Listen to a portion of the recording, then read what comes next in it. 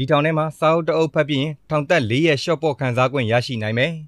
ပြစ်ဒဏ်ကျူးလွန်လို့ထောင်ဒဏ်ချမှတ်ခံထားရတဲ့ထောင်သားတွေအနေနဲ့ကိုတက်ထားတဲ့ပညာအလိုက်ထောင်ထဲမှာပြန်လည်အသုံးချခွင့်ရရှိနိုင်ပါတယ်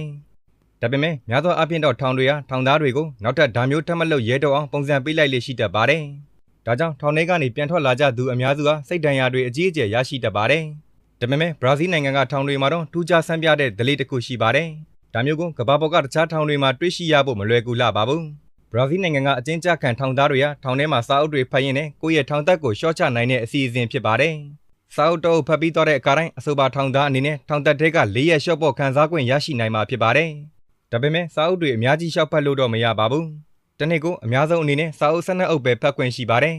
ဘယ်လိုပဲဖြစ်ဖြစ်စာအုပ်ဖတ်နေတဲ့အချိန်မှာလည်းအေးအေးဆေးဆေးနဲ့ဖြတ်သန်းခွင့်ရရှိနိုင်မယ်တနေ့စာ12အုပ်ဖတ်ပြီးသွားခဲ့ရင်လည်းထောင်သက်1လခွဲလောက်ရှော့ပေါ့ခံစားခွင့်ရမယ်ဆိုတော့မဆိုးဘူးလို့ပြောရမှာပါပဲစာအုပ်စာပေဖတ်ခြင်းဖြင့်ပြစ်မှုတွေနောက်ထပ်မကျူးလွန်မိတော့အောင်စဉ်းစားပိုင်းဖြတ်နိုင်တဲ့စိတ်မျိုးတွေရရှိစေခြင်းလို့ဒီလိုလုပ်ရတာဖြစ်ပါတယ်